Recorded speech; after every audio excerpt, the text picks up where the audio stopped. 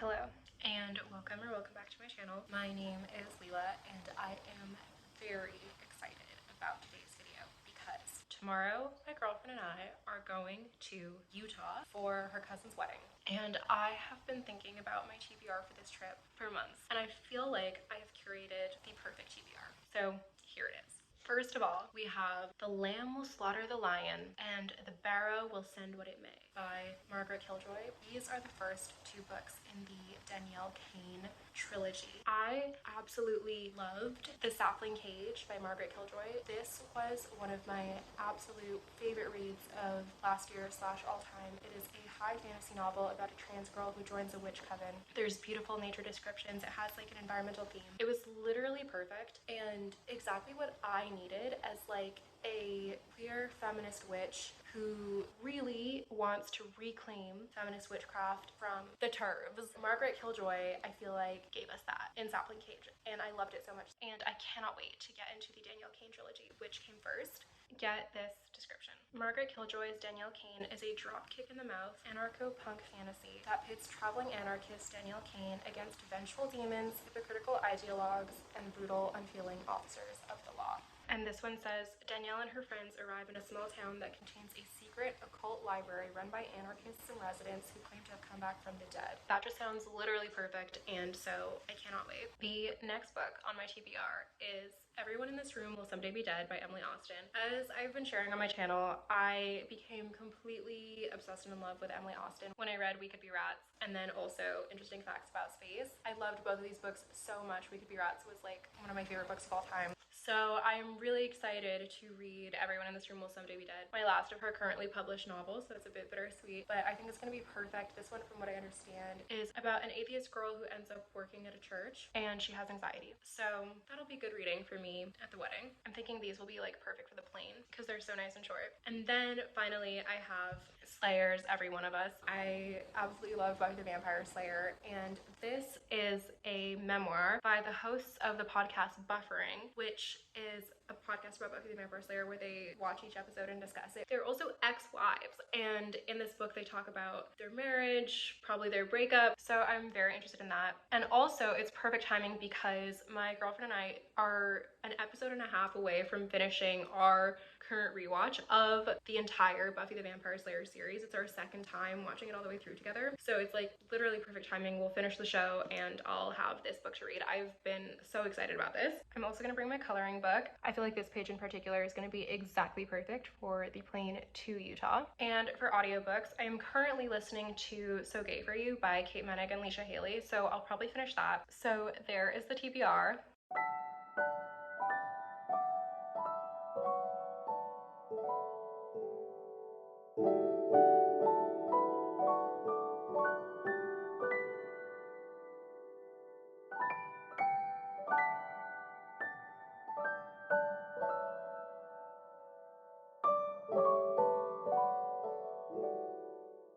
We made it to Utah. The main thing that is on my mind since flying over the mountains and being here is land back. Like, I just feel that so strongly right now, like, land back. Hello, I am here with my beautiful girlfriend, Alessandra. Hello. We have made it to Utah. What's your Utah vibe check? Mountains, beautiful trees, beautiful sky, beautiful people, cursed vibe, cursed. Yeah, like since I'm just like, oh my god, land back. And I want to listen to an audiobook that like gives land back power. I wish that I could re-listen to The Inconvenient Indian by Thomas King again for the first time, because that's a great book and he actually went to the University of Utah. So far, in terms of reading updates, I'm about halfway through The Lamb Will Slaughter the Lion by Margaret Killjoy, and I love it. Obviously, I love Margaret Killjoy. And this book is great for traveling because the protagonist is a traveler, and also it's like so light. It's like perfect for like, we were like taking the train to the airport to the, like, this was like the perfect book for that. And I love the story. I love the tone. There is beautiful gothic imagery of like bloody rabbits. And interestingly, Everyone in This Room Will Someday Be Dead also has dead rabbit imagery. So interesting, like corruption of innocence themes there. I finished part 1 of Everyone in This Room Will Someday Be Dead, and I'm loving it so much. Emily Austen is like such a friend to me I'm like so grateful to like have her company on this trip. Yeah, I love it so much. I'm relating to this protagonist so much. On the plane, I ended up coloring this page in the witchcraft coloring book while Allie was chainmailing,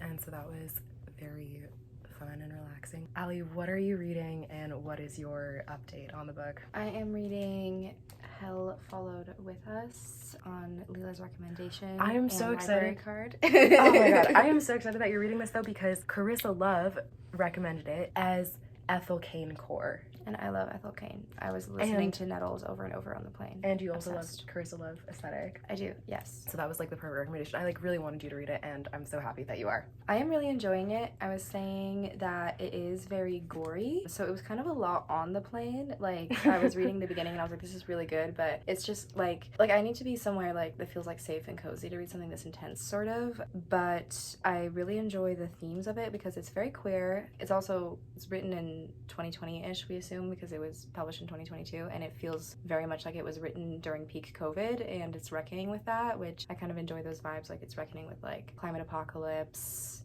plague stuff, quarantine core, but then the religious trauma aspect is huge, and I think the author definitely has personal experience in that realm, because the way that he captures the like toxic way that the like evangelicals speak is extremely accurate. The basic premise is that Benji, who I guess is him, is in the cult of the angels that have unleashed a plague on the world because they're eco-fascists that think that all humans need to die as part of God's plan, and they have turned him into a seraph, like an angel, but it's inside of him, so like you can't see it yet. And he's a trans boy, and he is escaping from the angels and joins like a queer like Antifa Black Bloc group that is hunting down the angels, that are the ones who are exterminating like all of human society. But he's also very anxious because the like queer group doesn't know that he's like an ex-angel and that he has this seraph inside of him, because he's supposed to be like a super weapon, God's wrath incarnate for the angel movement. It's very dark but very interesting and beautiful, and it's also like there is some like YA elements. Like, he has a cute crush on like the leader of the like Antifa Black Bloc group, and it's really adorable. So I'm having fun for sure. It's very gripping. I love that. I'm also listening to So Gay For You audiobook, and that's also been like a friend to me. Like, I was listening to it in the car, and it was like I felt like their solidarity like as we were driving in Salt Lake City. But there were beautiful houses in Salt Lake City that we saw, and like beautiful flowers, and like I noticed one house had like a little free library and like a Black Lives Matter window display, and there was a lot of pride flags. Yeah, in that like specific neighborhood, because that is like the thing. Like, there's like concentrated areas that are very queer in Salt Lake. The wedding is today, so we're up by Provo for the wedding, and then tomorrow we're going to spend time in Salt Lake City, and then you're going to show me Park City. Yes. Meow.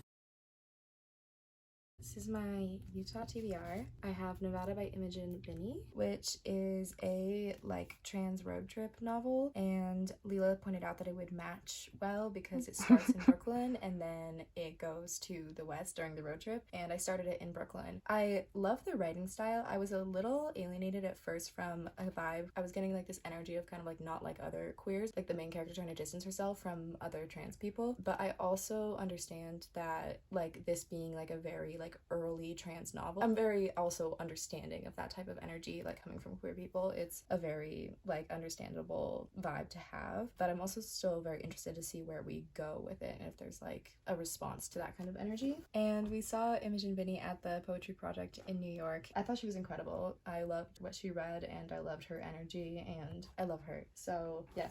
Then I have Hell Followed With Us. Next on my TBR, I have Emily Austen, Gay Girl Prayers. I have been so excited about this one because of how Leela felt about it, and then also I just love Emily Austen from reading We Could Be Rats. We just have very similar life paths, the same experience of coming from the like small town conservative vibes and then being a lesbian, but also like I think our personalities align more than just those, but obviously those are important as well. and I love poetry, and I'm very, very excited to read this. I think it will be emotional, but I mean, reading it in Utah is probably the perfect situation. And then I have When Monsters Speak, Susan Stryker. Honestly, I grabbed this from my curated potential pile from my beautiful girlfriend who knows everything about books and me, because it was light and I was already having a lot of heavy books. But also I was intrigued because it's theory, and I love political theory. I love trans studies. It also, I think, is going to match really well with Hell Followed With Us, because it's like trans monster understandings of like the allegorical similarities between like monsters in the literary world and like trans narratives. And then I also just think that like sometimes a little bit of like actual real world political theory can be very grounding in a place like this, as well as having more like literary and fictional themes that are grappling with the same thing. I was very addicted to political theory when I was in high school living here, because it just made me feel sane, so I think it's sort of comforting to me. And this is my Utah TBR. Hello, so these are our looks for the wedding. We are of course wearing our Whimsy Wears purses made by our dear friend Alana. You can get your own Whimsy Wears on Instagram. Allie, what's in your Whimsy Wear? I have Kitty. So my cousin has another one of these cats. They're matching from when we were little, so she needed to come with us. And I also have Gay Girl Prayers by Emily Austin. And I have Everyone in This Room Will Someday Be Dead with the little skull bookmark that Allie's sister made me. Thank you, Emily Austin. Thank you, Emily Austin.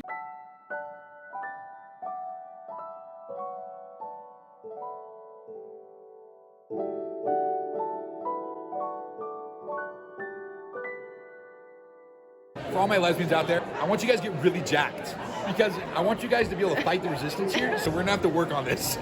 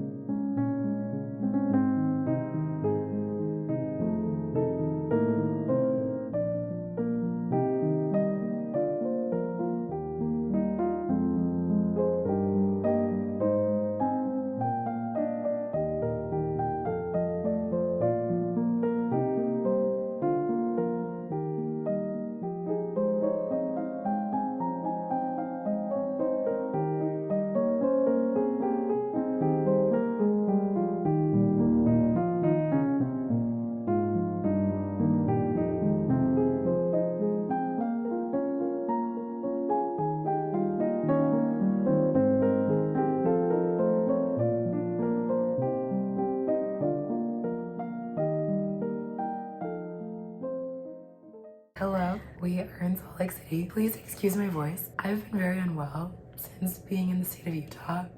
We went to the wedding. It was very pink. My cousin loves her aesthetic, and it was beautifully created. Very special. And we just finished watching the Buffy the Vampire Slayer series finale. This was our second full watch through of the show.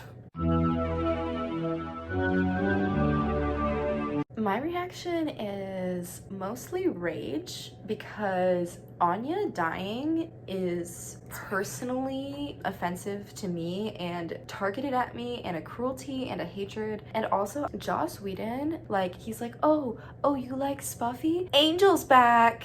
Like, I hate that predator. I don't want to see him on my screen. Like, go away. And then having both Anya and Spike die at the end as sort of like the final keystone in their redemption arcs is disgusting. You have to die to redeem yourself. And like we were saying, like Faith, her community abandoned her and didn't love her when she obviously needed support, is now redeemed because she went to prison. Because she went to prison. Great, like, support for the prison industrial complex. And Faith and Buffy are girlfriends. Why weren't they girlfriends? We should have had the Faith spinoff. Fuck Angel. We needed the Faith spinoff. The Faith spinoff would have been What we needed.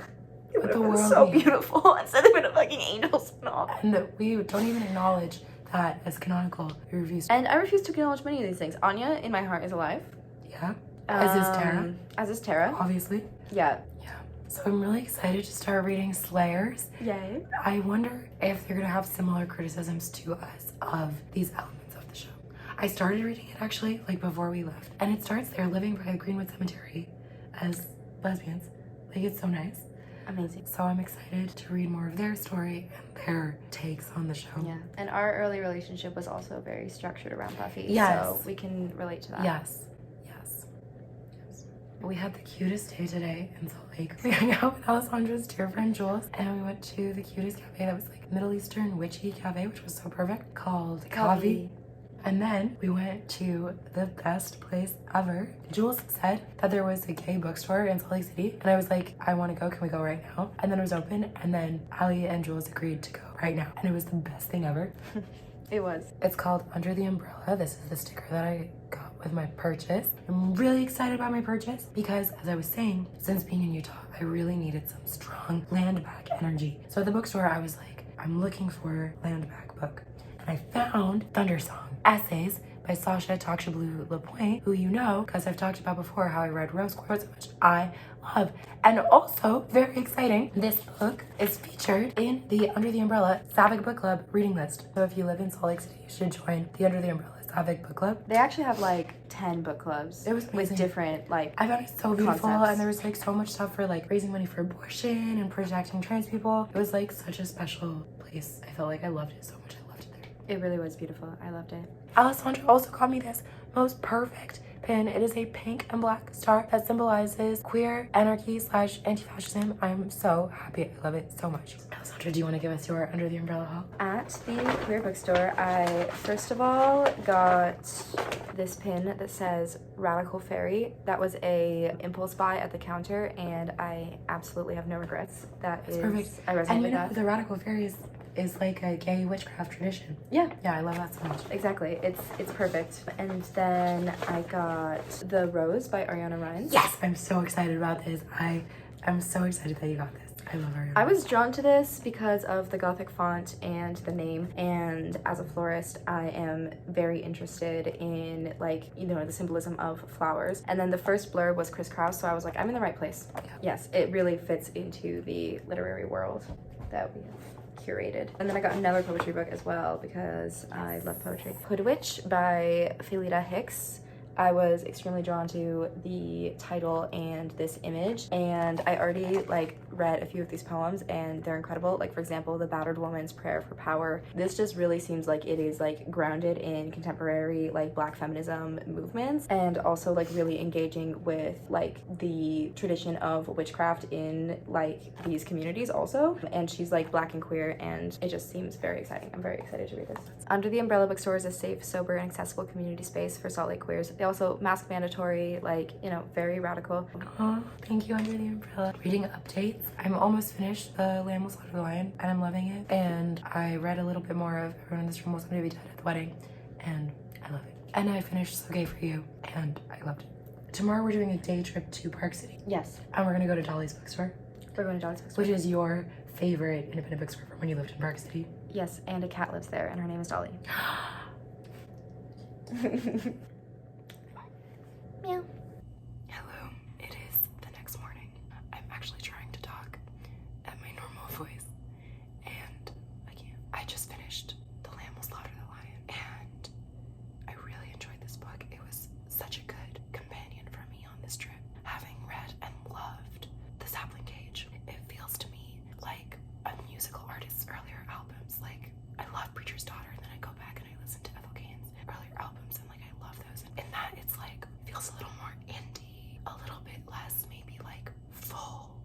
expression, but there are also things about it that are like special in their own way that you don't experience in like the later work. Like this book is very like, baby, I'm an anarchist. I love it. I also really enjoy the length. It's like a very readable book. It's very satisfying.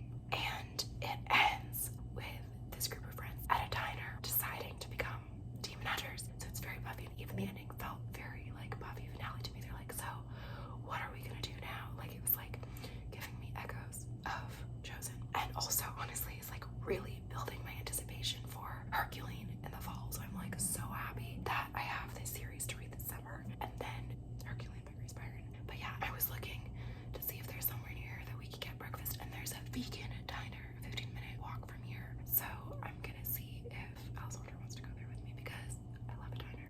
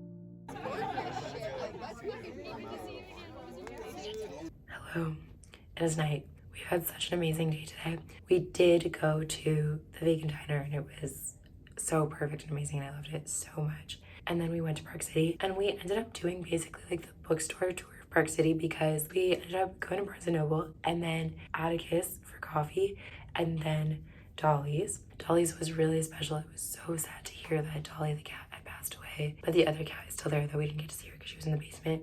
Understandable. And I didn't end up buying anything. I was thinking of getting sunburn because it's been on my radar in general. And then today I saw it on a list of like sapphic book recommendations marked as religious trauma read. And I was like, oh, maybe I should get that in Utah. But they didn't have it at the store. So I didn't end up getting anything. And then we went on a beautiful hike in Park City. And it was so stunning and amazing and inspiring, and I love being in the forest. It was so special to see the aspens and the mountains. I was so grateful for that experience. And then we went to a queer party in Salt Lake City, and it was a really special energy and community. It was so magical. I loved it so much. I'm really, again, grateful that I got to experience that. There was some witchcraft at the party, which was really cathartic. And now we are back at the hotel, and then tomorrow is our last day. In terms of reading updates, I mostly read Slayers today. I actually ended up getting the audiobook, which ended up being perfect for the drive. And it's actually a really good audiobook. Like, it has very special elements because there are songs which the authors wrote in their podcast, original songs about Buffy the Vampire Slayer, which are in the audiobook, which is really special. I feel like the physical book is also really special though, because there are all kinds of cute, magical little graphic elements, like little illustrations, and there are photos in the center, so that's really special. So it is really nice to have access to both formats. I'm really loving this book. It's so special hearing about their relationship and like marriage equality being passed in the United States and their experience of the 2016 election. Really interesting read. They also do a road trip in this book from Brooklyn to Los Angeles, so that was perfect for listening to while driving from Salt Lake to Park City. And also Kristen, one of the authors, turns out comes from a conservative Catholic family background, so that was really interesting to read too. And it's a really moving memoir because they're sharing about their miscarriage and their experiences with having difficulties getting pregnant and divorce. And I'm so grateful for the representation. And I also, at this point in the book, I'm like halfway, I feel so heartbroken about their miscarriage and their divorce, but I know they're gonna heal. But I am really sad about these stories, but I'm really grateful for the representation, like that is like real lesbian representation, and I'm so grateful for that. And they did also reference the L word, which was perfect because I just read So Gay For You. Also, there's so much cats representation in this book. Like, they love their cats and they talk about their cats, and I love that because I love cats, I love Buffy and books, so it's like a book about Buffy and cats, so I love that. And that's my update.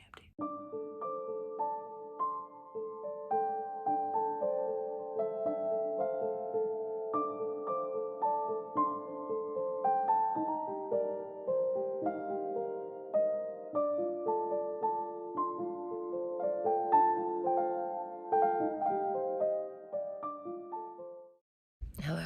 It is our last day in Utah. I still don't have my voice back. I feel like it's kind of symbolic, like in a Little Mermaid way. Like, I don't have my voice in this state on land. But I'd like to find my voice on land. I'd like for this land to be given back to the Ute and Navajo and Dene people. Today actually turned out to be Salt Lake City Pride, and it was really wonderful to see that. I really feel the power and love of the queer community here. And that's been really special to experience. And then we went to the cutest place for breakfast. It was called Goat Head, and I got the best like vegan breakfast sandwich. It was called the Laura Jane Grace. And I was like, I love that so much. Like, I'm such an Against Me fan. I love Laura Jane Grace. I read her memoir.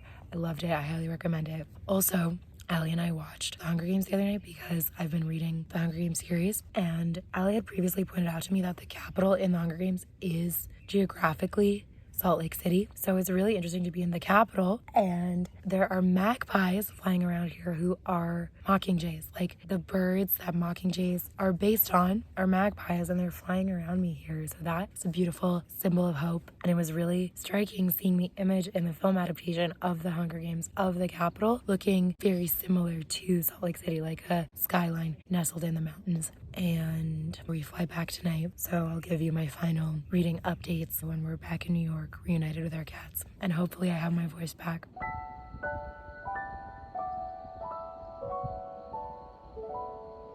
Hello, we are home from Utah. We are back in New York and my voice is back, which feels very symbolic. So we are here to give you our final reading updates. Allie, would you like to start? Okay, I finished Hell Followed With Us. I was, as Leela witnessed, a little distressed like going into the last third because I was sort of losing hope that it could have a happy ending. I think we got there in the end. At first I found it kind of tragic how it ended, but I've made my peace with it now, and I actually think it's kind of beautiful. I also love that they didn't do a thing that I hate in stories and media where they're like, oh, if you take revenge and empower yourself and fight back, then you're just as bad as your enemy. Like, they don't go into that. They very much agree with queer revolution, I guess. And so in the end, I did really enjoy it. I thought the writing was fantastic. Very dark for YA, but I love that. In general, would really recommend to anyone who loves like body horror, like queer as horror, trans as monster type of themes, really beautifully explored. And so obviously from like a trans perspective, like really,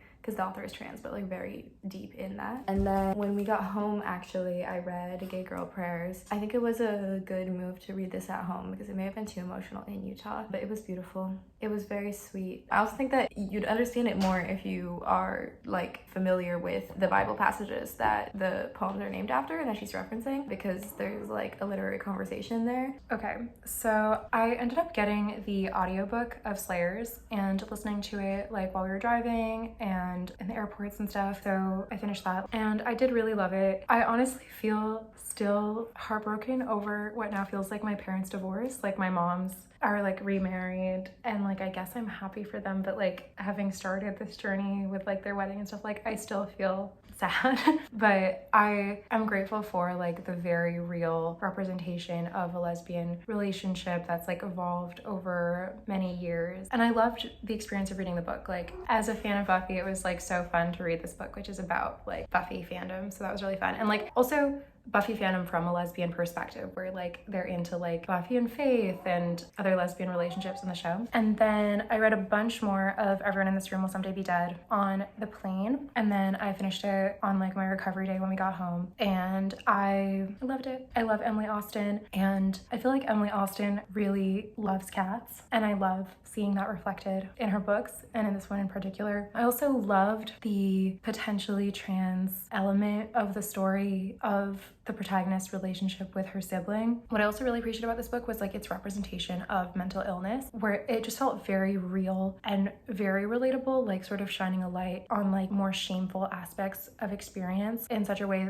that honestly I don't think I've read another novel that made me feel so supported in like the like uglier parts of feeling mentally ill. So I really appreciated that. Emily Austen just feels like such a friend, like such a great friend. I'm so grateful for all of her books. And then I actually also read The Burial, Send What It May. I really enjoy like the length of these Danielle Kane books. Like they're very readable and very satisfying to read. Also like the physical books are like very materially pleasing. I do think that these stories are kind of into America in a way that I don't really relate to. Like the way that the narrator talks about like American states and national parks just made me crave an indigenous perspective while I was reading. So I'm also actually re-listening to the audiobook of Bad Creek by Jessica Jones, which I first listened to at Una Stoughton Camp and which I love, and actually pairs extremely well with The Burial Will Send What It May because they're both like gothic horror and each have elements of crows imagery.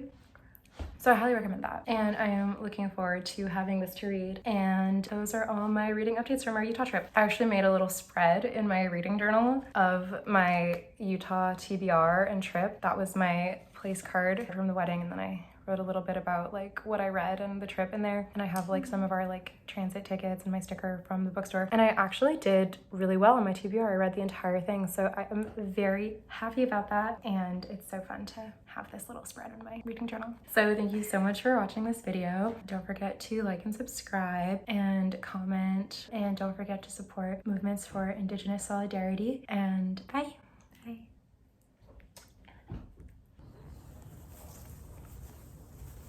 Oh, you look beautiful. I love you.